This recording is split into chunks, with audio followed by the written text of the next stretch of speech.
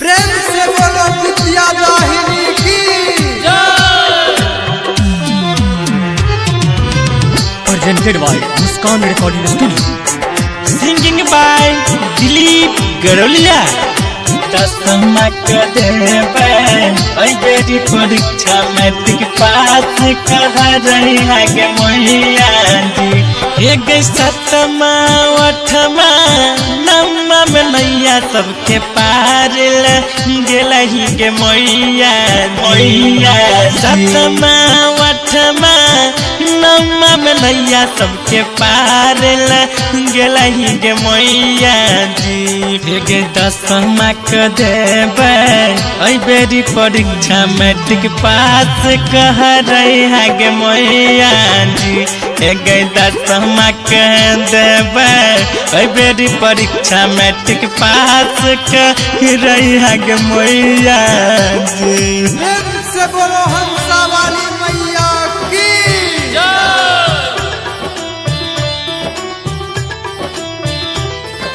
दसमा देबे ओई बेरी परीक्षा मैट्रिक पास कह रही है गे मैया जी।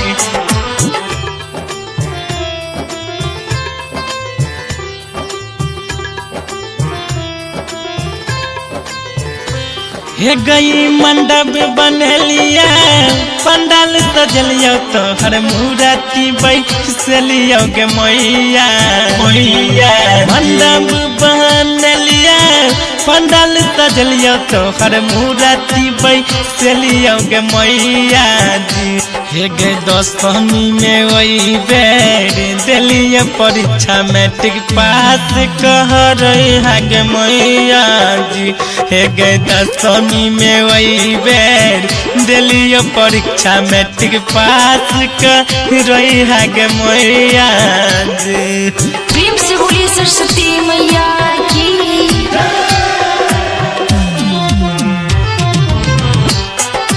दसमा देबे ओई बेरी परीक्षा मैट्रिक पास कह रही है गे मैया जी।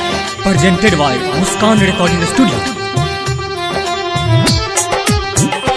हे गई बिना बाली मैया हम तो बाली मैया बिनती सुनले हमारा तू मैया जी। बिना बाली मैया हम तो बाली मैया बिनती सुनले हमारा तू मैया जी। हे गई दसवीं में वही बेर दिलियो परीक्षा मैट्रिक पास कह रही है गे मैया जी।